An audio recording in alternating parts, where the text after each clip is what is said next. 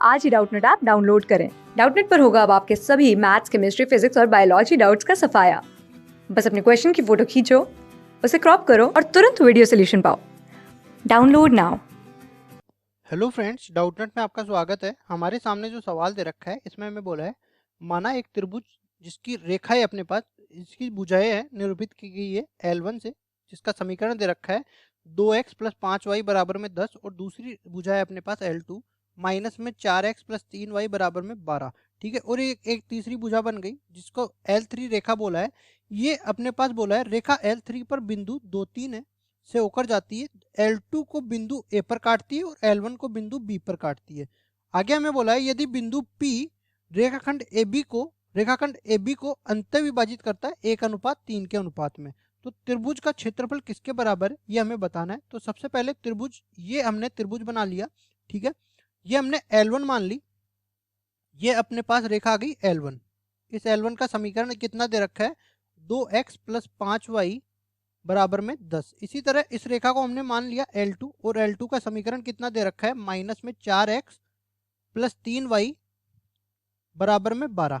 ठीक है, उसके बाद ये रेखा हमने मान ली L3, और L3 पर L3 का कोई समीकरण नहीं दे रखा, लेकिन L3 पर एक बिंदु विद्यमान है P बिंदु, जिसका निर्देशांक है अपने पास 2, 3। ठीक है, और साथ ही साथ ये हमें बोला है कि ये जो रेखा है ना, ये L2 को तो A बिंदु पर प्रतिच्छेद कर रही है, मतलब ये A बिंदु है, और L1 को B बिंदु पर प्रतिच्छेद कर रही है, मतलब ये B बिंदु है। उसके बाद बोला है यदि बिंदु P रेखाखंड AB को 1:3 के अनुपात में विभाजित करे, तो AB को 1:3 में विभाजित कर रहा है, तो ये तो 3 हो जाएगा और ये 1 हो जाएगा। ठीक है, अब देखो उसके बाद हमें पहले तो क्या करना है, ABC, इसको हम C मान लेते हैं, इनके निर्देशांक याद करने। जैसे ही निर्देशांक आएंगे त्रिभुज का क्षेत्रफल निकाल लेंगे। तो देखो सबसे पहले तो इन दोनों का प्रतिच्छेद बिंदु निकाल देते हैं और C का मान निकाल लेंगे। पहला अपने पास दे रखा है 2x + 5y = 10। दूसरा समीकरण है माइनस में 4x, तो इसको देखो 2 से गुणा कर देते हैं। 2 से गुणा करके इसको लिखेंगे तो ये बन जाएगा 4x + में 10y = 20, और ये कितना बन जाएगा माइनस में 4x + 3y = 12। दोनों को जोड़ेंगे तो यहाँ पे 13y बन गया, और दूसरी तरफ अपने पास बन गया 20 + 12 32 के बराबर आ गया, तो y बराबर में बन गया 32/13। और अब x का मान निकालेंगे समीकरण 1 में रख के। 2x यहाँ पे y की जगह आ जाएगा 32/13, तो 32 पंजे 160 हो गया, तो 160/13 बराबर में 10 हो गया। अब उसके बाद हम लोग x का मान निकालते हैं, तो 2x बराबर में 10 माइनस में 160/13। ठीक है, और ये x का मान अब निकालेंगे तो देखो 130 में से 160 जाएगा, माइनस में 30 बचेगा, माइनस में 30/13, और फिर 2 का भाग लग जाएगा इसमें, तो माइनस में 15/13। x बराबर में कितना आ गया माइनस में 15/13। ठीक है, ये आ गया। अब देखो x और y दोनों के मान आ गए, मतलब बिंदु C के निर्देशांक आ गए, तो ये सारा मिटा देते हैं और बिंदु C का मान निर्देशांक डायरेक्ट रख देते हैं। अब देखो यहाँ पे A बिंदु के निर्देशांक कैसे मानेंगे, यहाँ पे इस बिंदु ये रेखा पर विद्यमान होगा ये बिंदु। तो देखो मान लेते हैं कि x बराबर अल्फा मान रहे हैं, इस यहाँ पे x बराबर में अल्फा मान रहे हैं, तो y किसके बराबर आ जाएगा माइनस में 4 अल्फा + 3y = 12 हो गया ना, तो ये आ जाएगा 3y = 4 अल्फा + 12। ठीक है, तो y किसके बराबर हो गया 4 अल्फा 4 अल्फा/3 4 अल्फा/3 + 4 के बराबर हो गया। तो देखो इस बिंदु के निर्देशांक हमने क्या मान लिए अल्फा, और सारा एक साथ ही ले लेते हैं अपन, 4 अल्फा + 12/3, ये इस बिंदु के निर्देशांक हो गए। इसी तरह ये बी बिंदु के निर्देशांक भी हम लोग मान लेंगे। जो बी बिंदु है ना वो इस रेखा को संतुष्ट करेगा, तो अगर मैं x बराबर बीटा मान लूँ तो इस इस समीकरण में रखूंगा मैं 2x की जगह तो क्या आ जाएगा बीटा आ जाएगा। ठीक है, तो यहाँ आ गया बीटा + 5y बराबर हो जाएगा 10 के, तो यहाँ से 5y बराबर में हो जाएगा 10 माइनस में 2 बीटा। ठीक है, और y बराबर कितना हो जाएगा 10 माइनस में 2 बीटा बटा में 5। तो इस बिंदु के निर्देशांक कितने बन गए बीटा 10 माइनस में 2 बीटा बटा में 5। ये अपने पास बी बिंदु के निर्देशांक आ गए। अब देखो हम लोग क्या करते हैं, ये जो ए बी रेखा को, ये बिंदु P है, ये 1:3 के अनुपात में विभाजित करता है। तो देखो आंतरिक विभाजन का इसमें सूत्र लगाएंगे, तो 1 गुणा में बीटा, यहाँ पे देखो ये 2 किसके बराबर हो जाएगा 2 बराबर हो जाएगा 1 गुणा में बीटा + 3 गुणा में अल्फा बटा में 1 + 3, 1 + 3 ये आ जाएगा। और 3 किसके बराबर हो जाएगा, 1 गुना में 10 माइनस में 2 बीटा बटा 5, 1 गुना में 10 माइनस में 2 बीटा बटा 5 प्लस 2 गुणा प्लस 3 गुणा में 4 अल्फा प्लस 12 बटा में 3, इस तरह से आ जाएगा। और नीचे भाग किसका लग जाएगा, 1 + 3 का भाग लग जाएगा। इसको सरल करते हैं, आगे देखो यहाँ से कितना बन जाएगा, ये 3 और 1 4, 4 इधर जाके गुणा हो जाएगा, 4 दूनी 8 बन जाएगा। तो बीटा प्लस 3 अल्फा बराबर में इधर से प्राप्त हो गया 8। इसको भी सरल कर लेते हैं। तो देखो ये 3 से तो ये 3 कट जाएगा और यहाँ से ये 4 इससे जाके गुणा हो जाएगा, तो 12 बराबर में 10 माइनस में 2 बीटा बटा 5 ये बन गया, प्लस में 4 अल्फा प्लस 12 ये बन गया। तो देखो इसको भी सरल कर लेते हैं, तो लघुत्तम लेना पड़ेगा हमें। 10 माइनस में 2 बीटा 5 से गुणा कर देते हैं, 20 अल्फा प्लस 12 पंजे 60 और 5 को इधर लाके गुणा कर देते हैं, तो 12 पंजे 60। ठीक है, उसके बाद यहाँ से देखो ये 60 से 60 कट गया और अपने पास समीकरण क्या बन जाएगा, ये सारा इधर लेके आते हैं, तो 2 बीटा माइनस में 20 अल्फा बराबर में 10 तो 2 से भाग लग रहा है, फिर भी बीटा माइनस में 10 अल्फा बराबर में 5 बन रहा है। इसको मैं समीकरण नंबर 1 नाम दे देता हूँ, इसको समीकरण नंबर 2 नाम दे देता हूँ। जैसे हम समीकरण 1 में से समीकरण 2 को घटाते हैं, तो यहाँ से बीटा तो बीटा से कट जाता है और 3 अल्फा और ये 10 अल्फा टोटल मिला के 13 अल्फा और ये 8 में से 5 जाएगा तो 3 बच जाएगा। अल्फा का मान अपने पास 3 प्राप्त हो गया। बीटा का मान निकाल लेते हैं इस समीकरण में रख के, तो 3 तिया 9, तो बीटा का मान आ गया -1 के बराबर। देखो अल्फा और बीटा के मान आ गए, तो बिंदु ए के निर्देशांक भी आ जाएंगे और बिंदु बी के निर्देशांक भी आ जाएंगे। यहाँ पे देखो अल्फा का मान इसमें रखते हैं, तो अल्फा पहला एक्स निर्देशांक तो 3 बन गया और वाई निर्देशांक भी देख लेते हैं, 4 × 3 12, 12 और 12 24, 24 में 3 का भाग लगेगा तो 8 बन गया।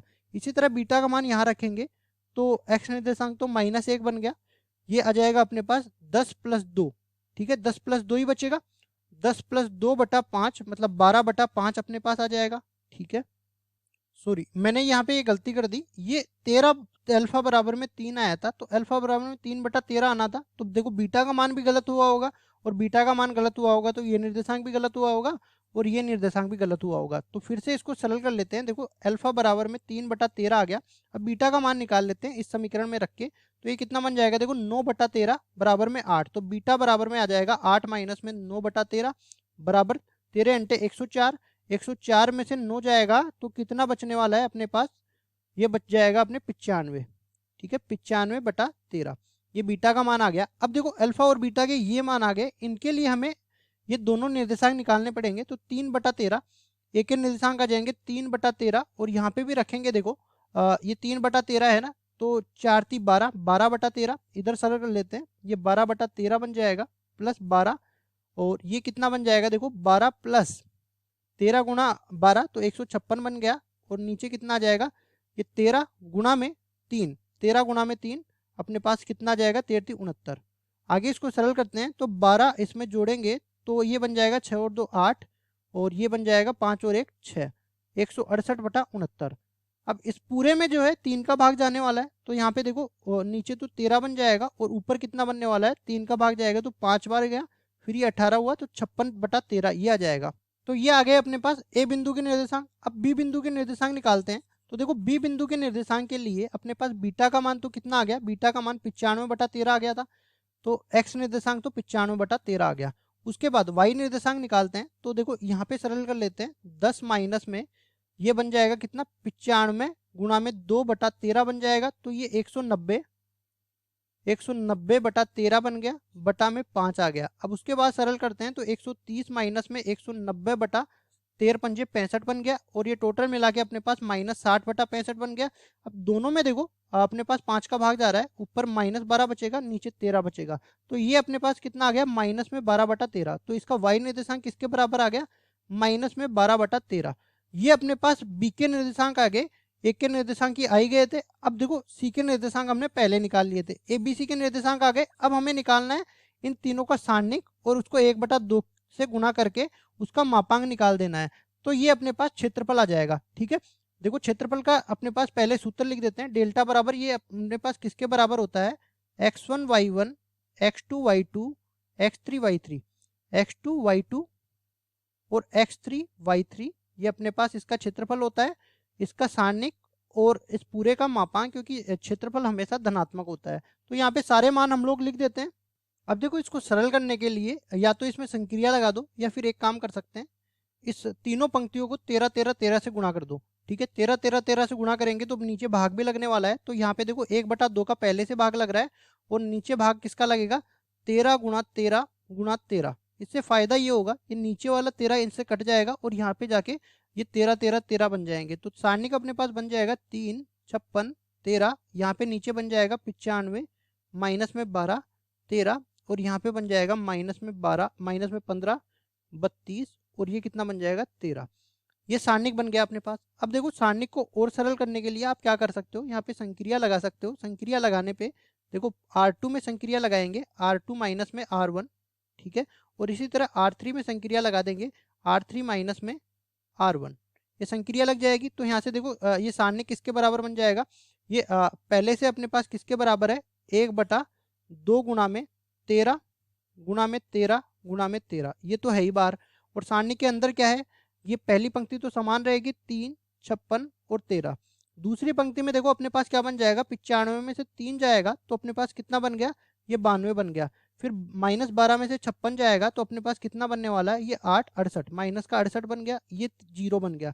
उसके बाद ये माइनस में से 15 में से 3 जाएगा तो माइनस का 18 बन गया, और 32 में से 56 जा रहा है तो 12 में से 6 गया, 6 बच गया। और यहाँ से देखो ये कितना बनने वाला है, ये इस तरह से कर लो, 56 में से 32 को भेज दो, ये क्योंकि 56 बड़ा है तो यहाँ से बन गया 4, और यहाँ से बन गया 5 में से 3 गया, 2 बच गया, लेकिन माइनस का।